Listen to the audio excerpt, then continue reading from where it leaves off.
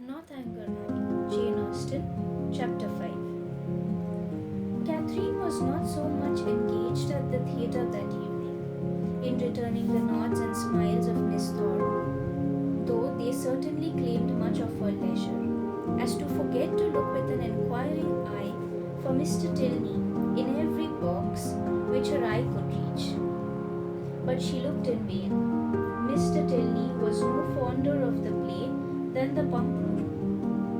She hoped to be more fortunate the next day, and when her wishes for a fine weather were answered by seeing a beautiful morning, she hardly felt a doubt about it.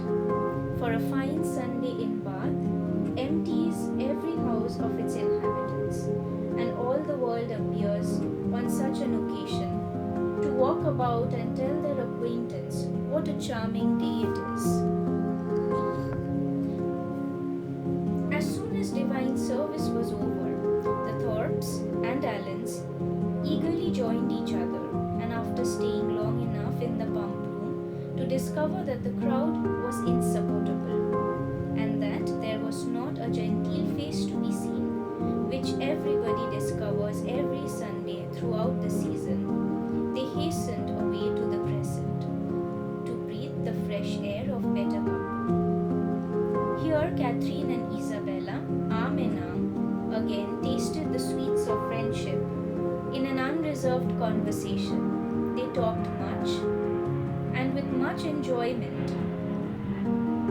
But again was Catherine disappointed in her hope of re-seeing her partner. He was nowhere to be met with. Every search for him was equally unsuccessful. In morning lounges or evening assemblies, neither at the upper or lower rooms, at dressed or undressed points, was he perceivable, nor among the walkers, the horsemen, or the curricle drivers of the morning. His name was not in the pump room book, and curiosity could do no more. He must be gone from Bath, yet he had not mentioned that his stay would be so short. This sort of mysteriousness, which is always so becoming in a hero, threw a fresh grace in Catherine's imagination around his person and manners, and increased her anxiety to know more of him. From the Thorpes, she could learn nothing, for they had only been 2 days in Bath before they met with Mrs. Allen. It was a subject, however, in which she often indulged with her fair friend, whom she received every possible encouragement to continue to think of him, and his impression on her fancy was not suffered, therefore, to weaken. Isabella was very sure that he must be a charming young man, and was equally sure that he must have been delighted with her dear Catherine, and would therefore shortly return. She liked him the better for being a clergyman, for she must confess herself very partial to the profession, and something like a sigh escaped her as she said it. Perhaps Catherine was wrong in not demanding the cause of that gentle emotion, that she was not experienced enough in the fineness of love or the duties of friendship to know when delicate raillery was properly called for, or when a confidence should be forced. Mrs. Allen was now quite happy, quite satisfied with Bath. She had found some acquaintance, had been so lucky as to often find in them the family of a most worthy old friend, and, as the completion of good fortune, had found these friends by no means so excessively dressed as herself. Her daily expressions were no longer, "I wish we had some acquaintance in Bath." They were changed into, "How glad I am we have met with Mrs. Thorpe." And she was as eager in promoting the intercourse of the two families as a young charge and Isabel themselves could be. never satisfied with the day unless she spent the chief of it by the side of Mrs. Thorpe, in what they called conversation, but in which there was scarcely ever any exchange of opinion, and not often any resemblance of subject, for Mrs. Thorpe talked chiefly of her children and Mrs. Allen of her gowns. The progress of the friendship between Catherine and Isabella was quick as its beginning had been warm, and they passed so rapidly through every gradation of increasing tenderness that there was shortly no fresh proof of it to be given to their friends or themselves.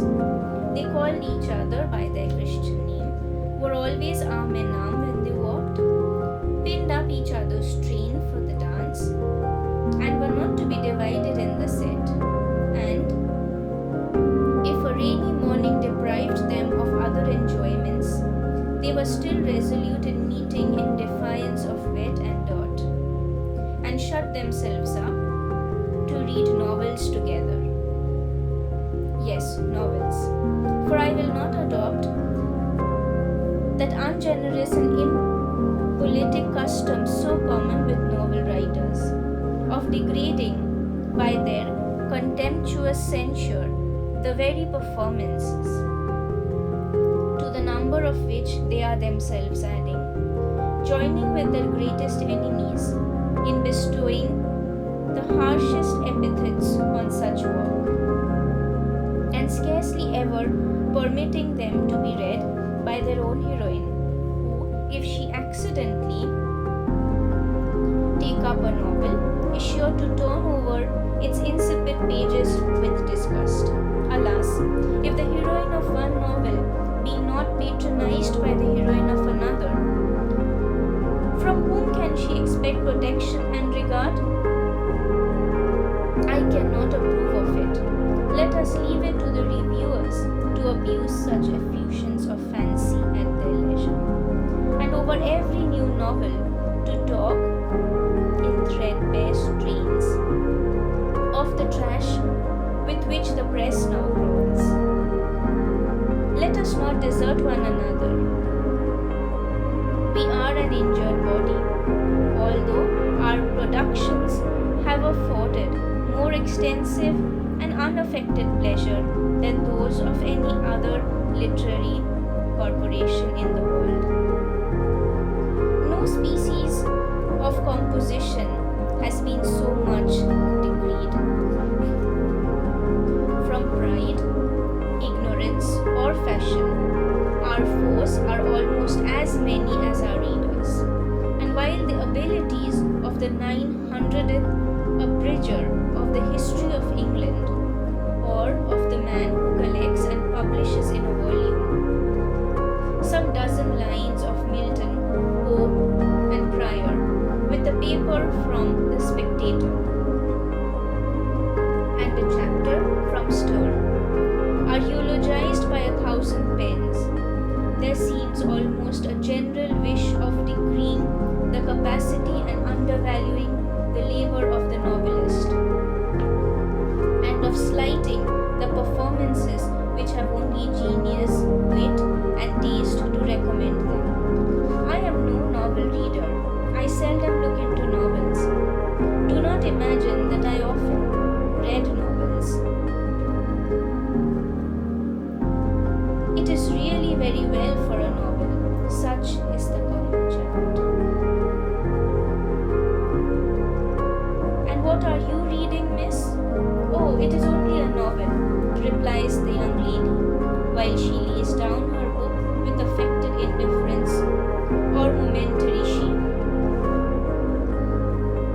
It is only Cecilia or Camilla or Belinda, or in short, only some work in which the greatest powers of the mind are displayed, in which the most thorough knowledge of human nature, the happiest delineation of its varieties, the liveliest effusions of wit and humour are conveyed to the world in the best chosen language. Now, had the same young lady been engaged with a volume instead of such a work, how proudly would she have produced the book and told its name, though the chance must be against her being occupied by any part of that voluminous publication, of which either the matter or manner would not disgust a young person of taste. The substance of its papers so often consisting in the statement of improbable circumstances, unnatural characters, and topics of conversation, which no longer concern anyone living and their language, too frequently so coarse as to give no very